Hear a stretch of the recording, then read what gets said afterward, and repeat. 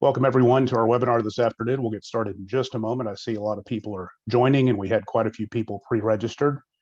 So just a minute more and we'll get going.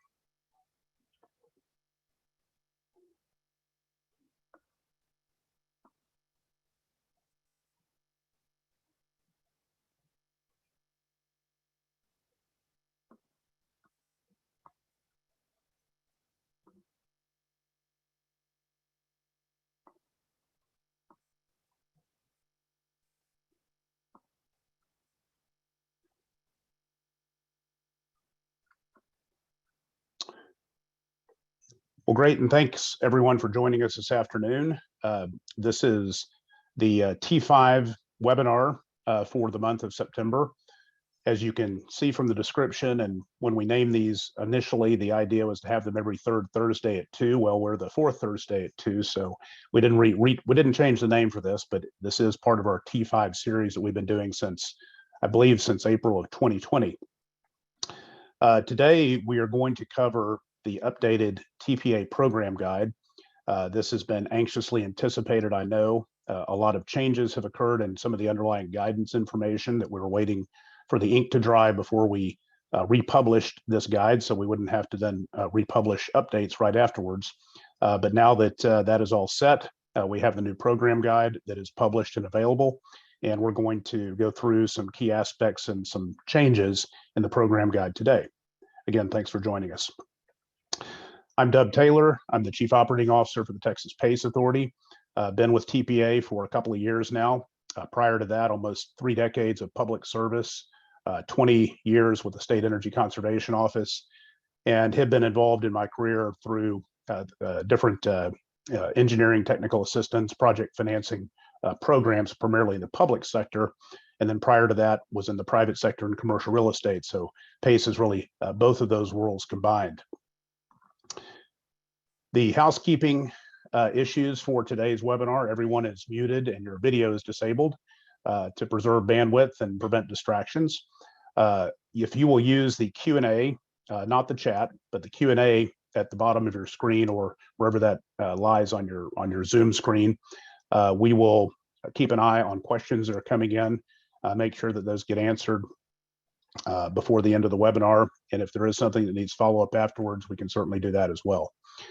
If you attend today, look for a survey after the webinar requesting input on how we could improve things. Everything can always be improved. And also, if you would like a certificate sent to you that is the documents that you attended this for an hour of PDH credits, you can request that as well. So that'll be after the webinar today. You'll also get a copy of the slide deck. So you can watch and listen and not worry about taking notes feverishly. The deck will send you will have active embedded hyperlinks. So the links that you'll see will be accessible in the version you get. And then the webinar afterwards will be recorded and it'll be available on TPA's website and our YouTube channel. So if you have colleagues that are unable to attend today live, they haven't missed their opportunity. There'll be a chance for them to take a look at this once it's posted. One of those links, and an important one, is right here, the texaspaceauthority.org. This is our main webpage. It is really the one-stop shop for all resources. There's a lot of information there, and it can be a little difficult to navigate sometimes. So I'll point to different sections throughout the webinar to make that easier. The webinars, including this one today, all fall under this T5 webinar header in the bottom right segment of the screen. If you go to the main website and click on resources and then go to webinars and videos, you'll see that in the drop-down menu. Then all the T5 webinars, again, dating back to April of 2020, are recorded and available for viewing there. And this one will be there too at the bottom of the list. So the agenda for today, we're gonna do a quick PACE market update, talk about changes to the Keeping Pace in Texas. That's what KPT stands for, the Keeping Pace in Texas guidance, uniform guidance, that then necessitated us updating our program guide, which we've done now. We'll go into that.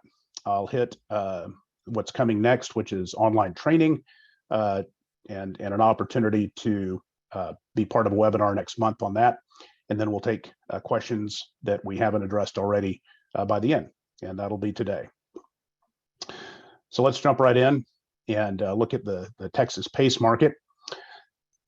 To put it mildly, things have been busy. We now have 80 local PACE programs covering 73% of the state's population. It seems that a city or a county is added almost every month, sometimes 2 in a month. Not on the map yet are 2 that are pending, and we expect will be on the map probably the next time we have a webinar. So as word gets out that this is a good opportunity, not only for property owners, but for local governments to offer this as an economic development tool, there's more and more coverage. And we certainly have the majority of the state covered, at least from a population and where the business and MSA centers are now. Our role, again, is we work for the cities and counties that have adopted PACE programs. They made it pretty clear from the very first one, while they were interested in offering PACE, they didn't really want to set up a new department or bureaucracy to operate it. And into that void, our organization was formed. We are a 501c3, a nonprofit. This is all we do. We administer PACE programs, and that's it. We don't finance projects. We don't do bond counsel. We don't do anything else, just PACE administration. It has a 501c3, really serving an outsourced government function. We've always felt that transparency is very important. The transparency that local governments and public entities face, we think that same standard should apply to us. So we have an annual report that we post on our website. We file a 990, that's a nonprofit tax return that anyone can look at. And we think that's important to better represent our city and county clients. Everything above the line here really is a governmental function. And I always characterize our role as really kind of refereeing the transactions. There's obviously the enabling law, there are guidelines, there's now the updated program guide, and our job is to make sure that the property owners, the service providers that are doing the work, and the capital providers that are financing the projects are all on the same page, and we are pulling in the same direction consistent with all of these standards. So that's really our role.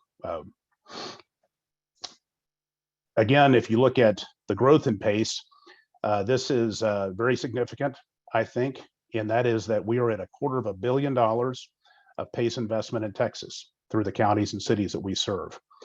There are a number of projects in the pipeline today that may wind up closing in the next short period, 15 to 30 days. But today we are at $250 million. And you can see really the hockey stick growth back from the very first project in 2016 through 2022.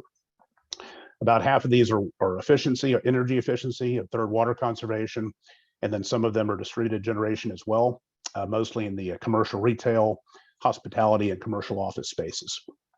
And of course, the problem that PACE was designed to overcome is this one, and that is that property owners know that they can save money over the long run if they make these types of investments, but the payoff is long, and the money that they have to reinvest in their company typically goes to grow the business, not to reduce expenses. So the result of that is that equipment wears out. It gets replaced on a piecemeal basis, maybe with not the best solution or the best piece of equipment, no systems optimization. In the case of new construction, there's a key focus on first cost only, without much recognition as to what the long-term operating costs of those decisions might be. So you really shortcut yourself in a lot of new construction decisions. And all this results in higher operating costs, lower building performance, a number of issues that go on to haunt the property and the owner through its life. A solution to this, of course, is PACE. And like in other states, the common construct here, long-term 100% low-cost financing, energy efficiency, and Texas water conservation and distributed generation projects are eligible as well. Authorized by statute, Chapter 399 of the Local Government Code. The local governments then enable it one by one. It is a voluntary and open market program in Texas. We don't have a prescribed list of contractors, lenders, or others. Any service provider could participate. In Texas, again, for eligibility for properties, any commercial property, including nonprofit.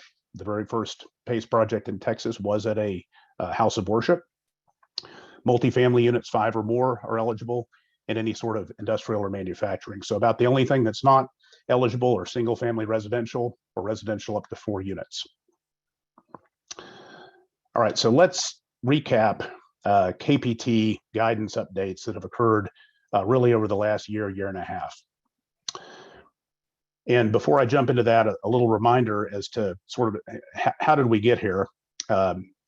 When the Texas PACE Act passed, that was a result of a advocacy effort by a group called Keeping Pace in Texas. This essentially was an organization that was formed to get the Texas PACE law passed. They were successful in doing that. The legislature passed a law overwhelmingly.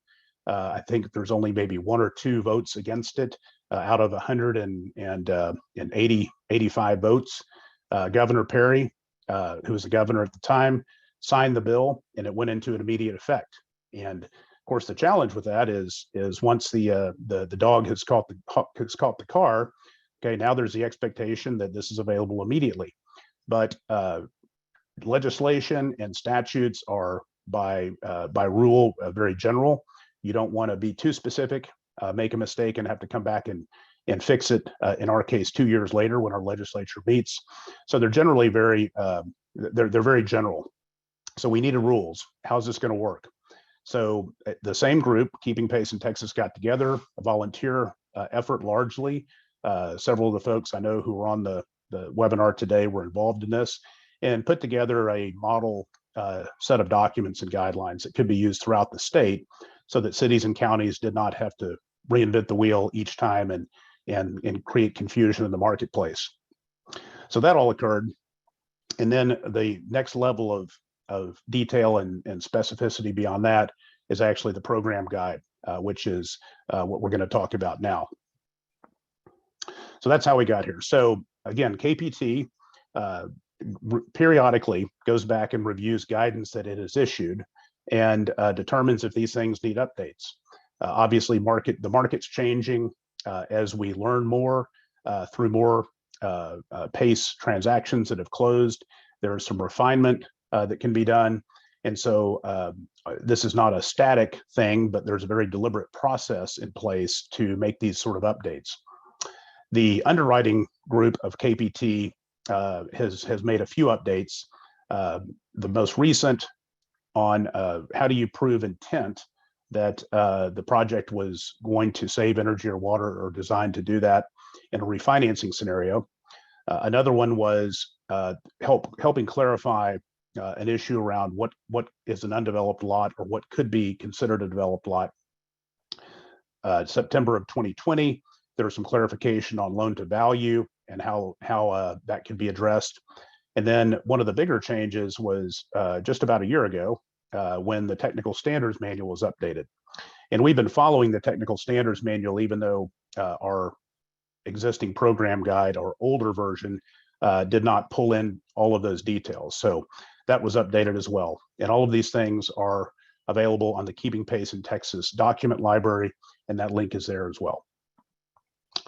So let's talk about the new program guide and some changes you'll see. First of all, again, the link is at the bottom. That's live now. You can go to the website. You could click on that. You can research it yourself if you want to follow along. And this is version 4, published this month, earlier this month, September of 2022. It's a copyrighted document and in English now, but we're in the process of translating it to Spanish as well. And the Spanish version should be available pretty shortly. One of the big changes you'll see if you were to do a side-by-side of this program guide versus version 3 is that version 3 was very narrative, very wordy.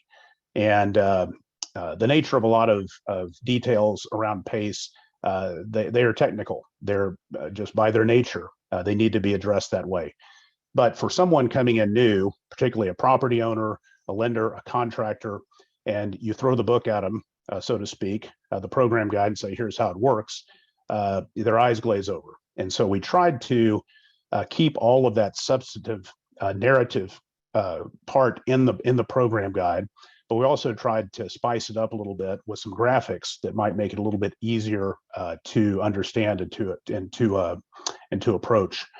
So an example of that is, this is a page 7 out of the guide that describes the development process. And along with the narrative, we've put graphics in place that illustrate the different steps. So again, it's a little bit easier for someone unfamiliar with PACE to better understand things. The table of contents and the layout of the program guide looks like this. There's first an executive summary, section 1, which is really the meat of the guide and where people will spend probably all their time, is section 1. And that outlines TPA's project development process, all the steps involved. Section 2 highlights different services that we provide. Section 3, this is history and the background of PACE in Texas, how things started, why you may ask, some of the guidelines and so forth are the way they are. This helps answer those questions. Additional resources with links in section 5, and then a glossary of terms, key terms in section 5. In section 5. So that's really the layout. We think it's easier. We think it's more approachable. The idea is to make this as clear as possible to all stakeholders, and hopefully this gets us closer to that. So we're going to take a bit of a deeper dive into section 1, since, as I mentioned, this is really kind of the meat of the guide. And section 1 is broken out into 10 different areas, each of these different steps. And this is really the logical flow of a project from idea or inception to completion and verification. So step 1, determine the eligibility, both of the location of the property as well as the owner. We've talked about eligibility already. Step 2, determine the scope of the project, what's being proposed, what is the proposed savings, the proposed cost, this sort of thing, to see if it's going to match the different underwriting requirements. Step 3 is finding a lender. We do not, the PACE program and none of the local programs provide funding. So finding that lender, partnering with a lender that can help walk the project through is critical. Then service providers, that's step 4. These are the contractors that are going to be doing the work, as well as engineers that are going to be reviewing the project, the independent third-party review, et cetera. Step 5, preparing the application. Step 6, if there is a mortgage on the property, Texas requires consent from that mortgage holder, and we address how that's done there. Step 7, this is the independent third-party reviewer verifying that the project as proposed is going to perform and deliver the savings that are expected. Step 8, close on the financing. That means the capital is available to access and start construction. Step 9, installing the upgrades, and then step 10, the final step, and this is where the independent third-party reviewer takes a look and makes sure that everything was installed as intended. That's also a requirement under state law. So really, this is the meat of the program, and we go into detail in each of these. I'm not going to do that. You can look at that in the guide yourself, but this is the idea, and we think it's going to be easier for folks to understand presented this way.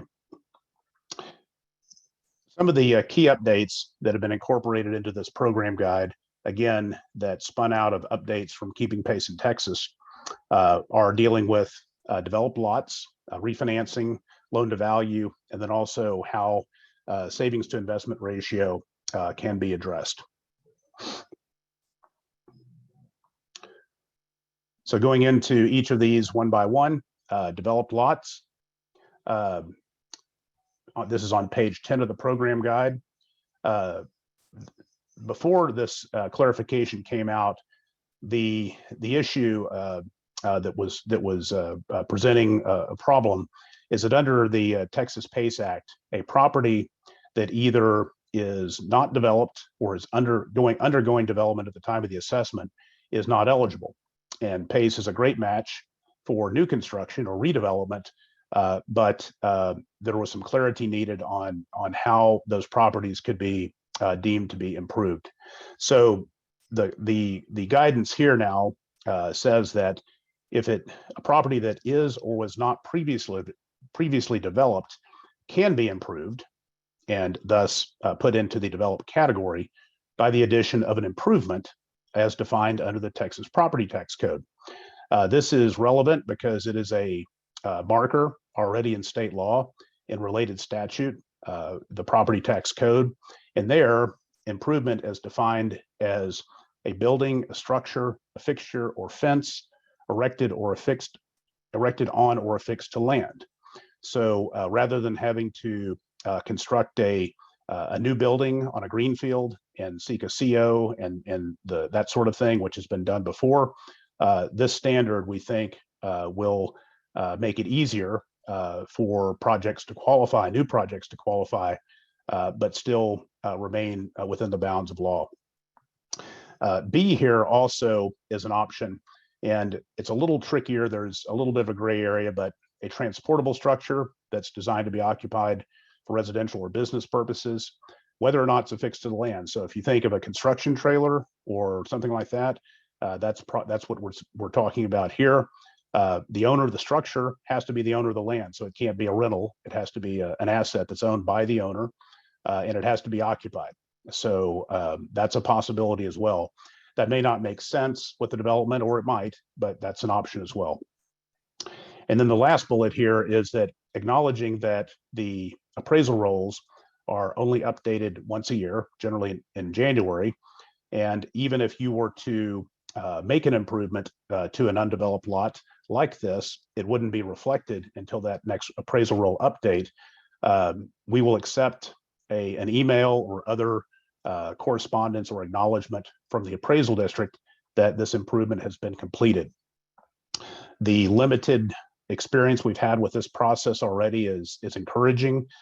In two instances, a developer and a lender were sent an email to the appraisal district saying, we're building this fence, whatever it is, I can't remember what it is now. And once that's completed, will that be an improvement to the property per your criteria? And the appraisal district almost immediately responded in email and said, yes, it will. It'll be updated on the next appraisal roll. And all we needed was that email. So I think this is going to work pretty well. But so far, just again, in the couple of instances where it's been tested, it's been, we're encouraged by that. The next key update is on refinancing. And again, this is for a project that has been completed and otherwise would meet the PACE criteria, technical guidelines, et cetera. Before, we had difficulty coming up with sort of a common standard of how could you prove that this project was intended to reduce energy or water consumption, which is a key requirement under the Texas PACE Act. In some cases, maybe there was evidence of utility rebate applications, which mean that the equipment has to meet a higher standard than minimum code. Could have been, a project was LEED rated, things like that, but it was a little challenging. And so the update here is that for refinancing, evidence to support intent could be drawings, plans, or equipment specifications, which any project will have. So if the drawings indicate a higher performance level than minimum base code is required, or plans or equipment specifications, that can serve as evidence and satisfy the intent question that is there for refinancing. In the middle there, the refinancing for projects can occur up to 24 months after the date in which the last improvement was installed. And again, provided that all other underwriting criteria are satisfied, so 24 months after. The SIR is calculated from the beginning of the refinancing, and then the life of the equipment calculation for all the measures is measured from the date in which the last qualified measure was installed. So that might be 2 years, up to 2 years before this process takes place. So again, some changes there that should be easier on all parties and allow more redevelopment and refinancing opportunities. The next one, key update, loan to value. This was actually older guidance, but it had not been incorporated into our program guide yet.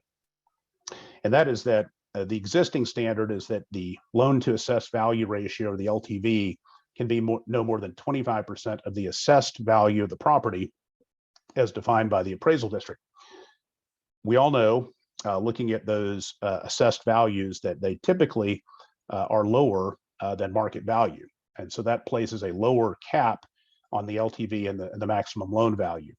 So there is a opportunity where we can waive that requirement and accept up to 25% of the market value of the property versus the assessed value per the appraisal district. The key here is that this is the independent appraised value of the property as complete or stabilized, if income producing, which many are.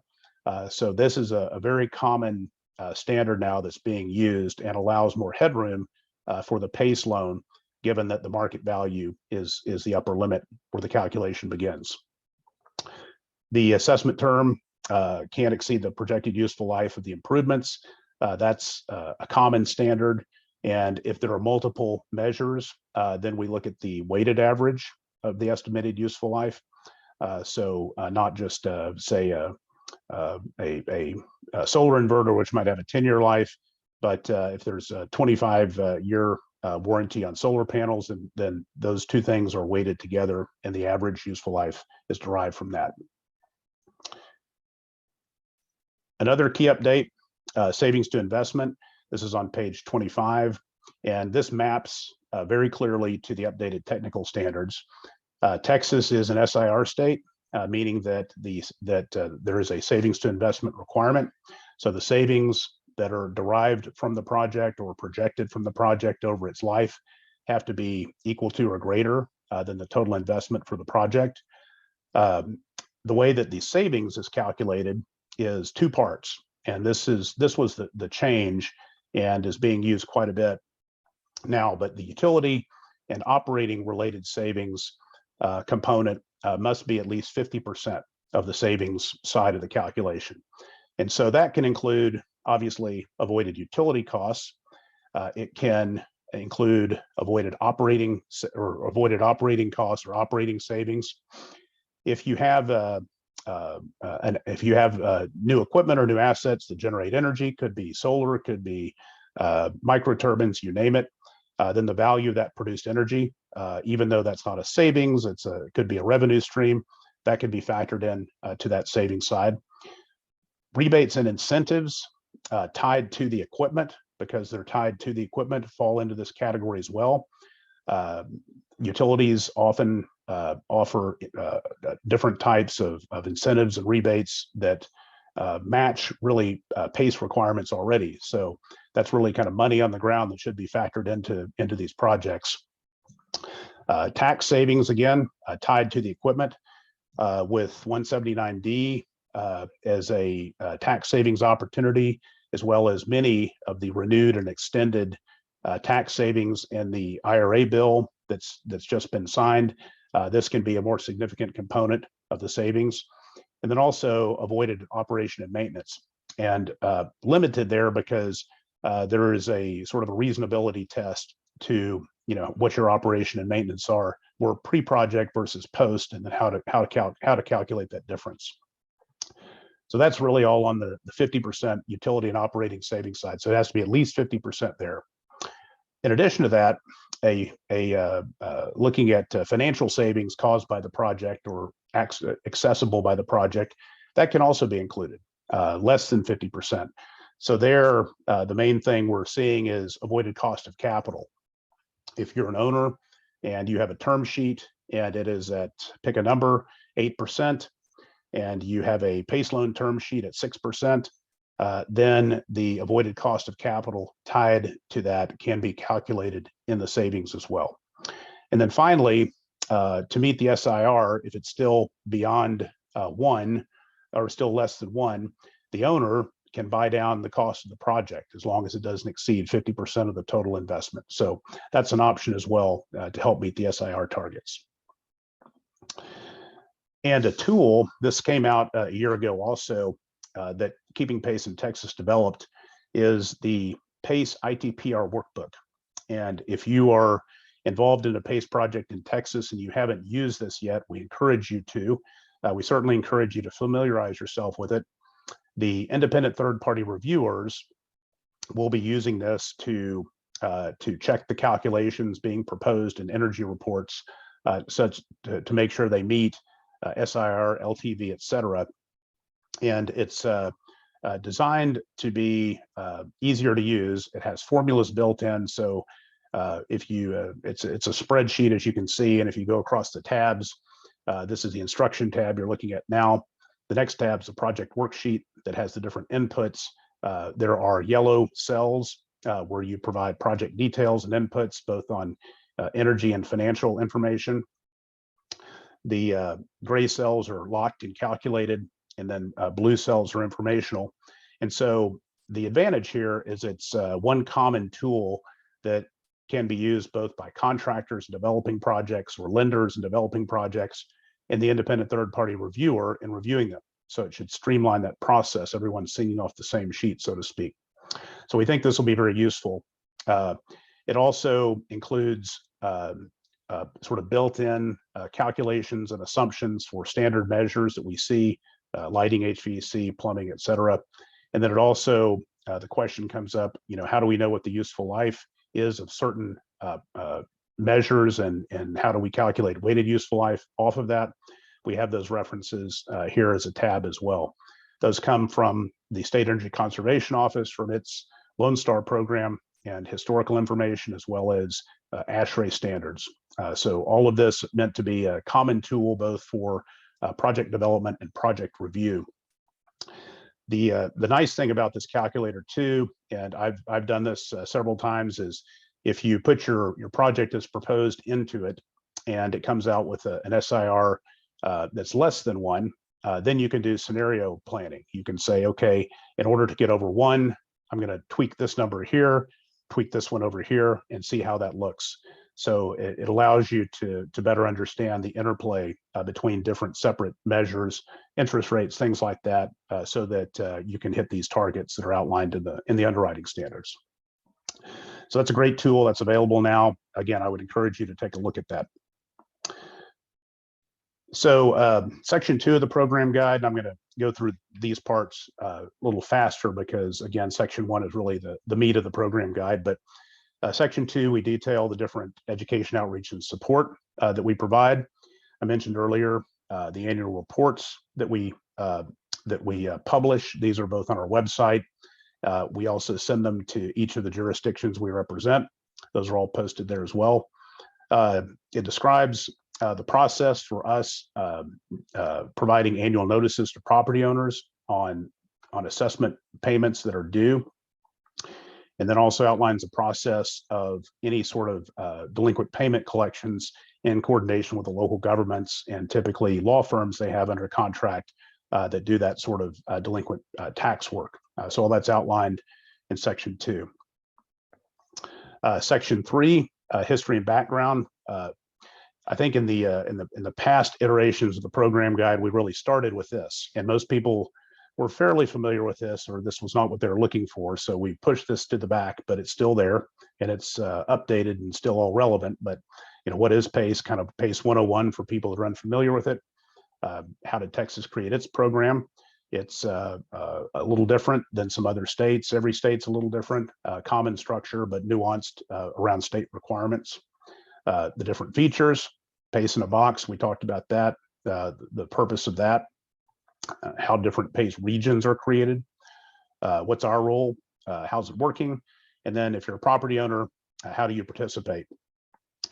One thing that's not in the program guide that we will be developing soon is what we're calling a quick start guide. In spite of efforts to make this as user-friendly as possible, we know that an owner or someone coming into the program new is going to be a little overwhelmed by this. So the quick start guide is going to be about 5 or 6 steps that helps an owner get from point A to point B faster and clearer, so that I guess they're not turned away or discouraged by the level of complexity that is just kind of the nature of PACE. Section 4, these are additional resources that we have available, different key links, case studies. We've profiled a number of projects and provided those as case studies. PACE sounds interesting in theory to people, but once you actually talk about a project and you profile that, how the owner used PACE, what the benefits are, then that really drives the point home. Different tools, eligibility check, our project database, different media we have, and then linking to the Keeping PACE in Texas document library, which is the common set of guidance that we use in the state. And then finally, the last section, glossary with key terms. This has come up before. The way that we define something might be slightly different than maybe another state defines something. So these are the terms and the way that we define them for Texas PACE purposes. Okay, so next is new online training. And we've covered this before in a couple of prior webinars. And I'm going to just highlight a few things, and then we'll talk more about this in detail next month. But we've had requests from different parties, service providers, contractors, others that have wanted to participate in some sort of training, really more comprehensive training than can be done on, say, a 30 or 45-minute webinar. And so we are going to be offering this online training. This is really kind of a self-paced model. The primary audience, again, different service providers, contractors, ITPRs, engineers, lenders. An owner could certainly participate in it as well, but they probably aren't going to be as interested. There'll be 3 training modules. These are recorded videos covering these topics: PACE 101, the technical standards and guidance, things we've talked about today, and then the project steps, again, how to get from point A to point B in the straightest line possible, as fast as possible. There will be a test at the end, and if you achieve a minimum score, then you will be listed. You can be listed on our website as a certified trained service provider. It also will provide you sort of a logo and badge that you can use for your website for your emails and marketing purposes. So next month, the webinar our monthly webinar is going to cover the training, and that's going to be on October 27th. Again, that's not the 3rd, it's the 4th Thursday at 2 p.m. Central Time. So look for information on that, attend that, and pass that along to colleagues and other interested parties. So wrapping up with Q&A, and first of all, some resources. Again, you will be provided the slide deck, which will have these links. The main page, the TexasPaceAuthority.com, is where you go for all of this. The program guide, the new program guide, can be accessed directly through this next link. The events and training webpage. Here we capture not only events and training that we produce, but different training events that we think might be of interest to PACE stakeholders. So that's a great resource as well. The next is the service provider directory. This is fairly new. It's been active for several months now, but here we have different lenders, contractors, service providers, independent third-party reviewers, all in one place. And the list is sortable by the type of service provider. So if you're looking for a lender, you can click on the lender button and it'll pull that list up. If you're not on the list and you would like to be, after you've gone to the training, you can be on the list. And so the service provider directory is there as a resource for owners looking for direction. We make it clear that we're not endorsing the service providers that are here, that they have experience, they've been through the training, they understand how PACE works, but it's an informational listing. And so to get your name and your listing on that, go through the training, and then you can be listed there. And then finally, we have a list of all of the PACE projects that we've closed in the state to date. And I think there's one or two that maybe aren't on there yet because they just closed recently, but this will show the $250 million of investment through PACE in the state of Texas, with information about the project, the lender, the owner, the location. We have usually a small description of the type of projects that were funded, and then a photo representing the project. So we like to make sure that we have that as a resource when owners are looking at what does a project look like? Is there an industrial illustration that you can share with us, or a multifamily, or whatever it may be? They can go right there and see all the projects. That's a great resource as well. So with that, I will end the formal presentation and see what questions we have. I see at least one, and let me I'll answer this live and read it out. So let's see. Rooftop solar array used for net metering qualify for the loan to savings requirement. Let's see, strip center. Let's read through this real quick. So the question on solar. So this is a good question, and there's a lot of interest in solar. Solar is booming in Texas, not only with distributed systems like we'd see on rooftops, but at the utility scale too. Just this week, ERCOT published information that showed that half of all new proposed electric generation at the wholesale level, utility scale, was going to be solar. That essentially requests for interconnection of those solar plants had come in. So this is really booming, and the reason it's making a lot of sense in Texas is, number one, the solar resource here is great, always has been, but our unit cost for energy has been low. So if you're trying to cost justify solar investments on savings, it's been hard here. It might have a 30 or 40 year payback historically. Well, things have changed. Our energy prices have gone up very, very rapidly.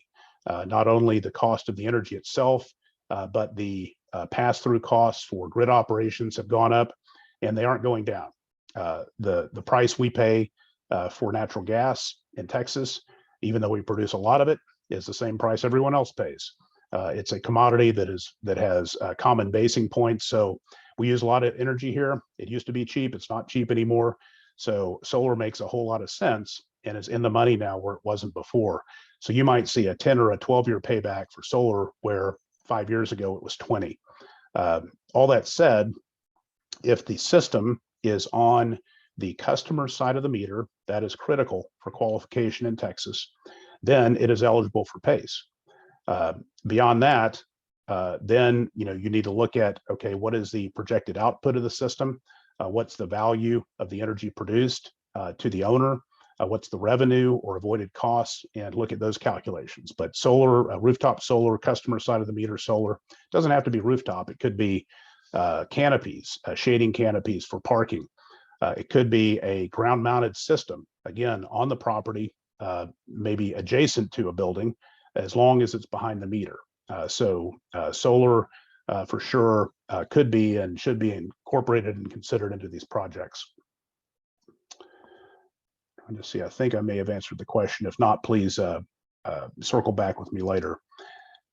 And I'm not seeing other questions right now. If you have any, please add them, and we'll leave this open for a couple of more minutes. And if I don't see any more, we will wrap up a few minutes early and give you 10 or 12 minutes of your afternoon back. And again, if you have any questions that you'd like to email me directly, that's my email. Don't hesitate to do that. Our next webinar, again, is the 27th of next month.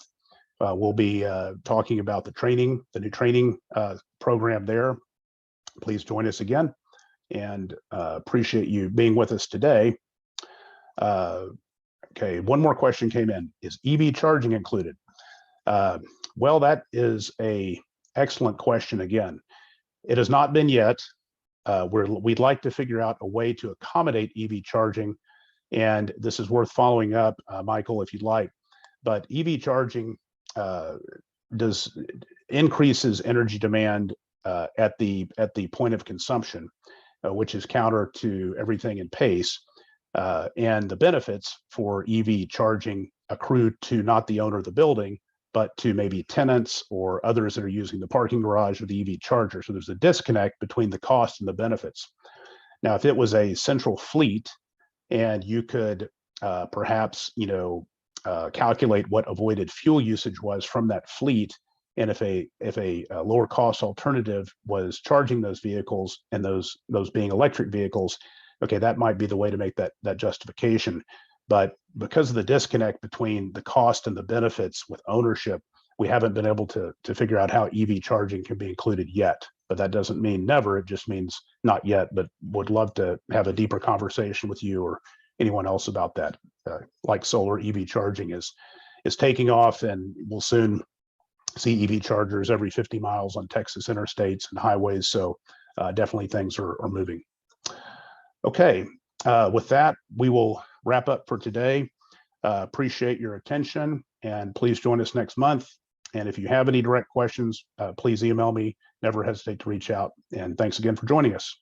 Bye now.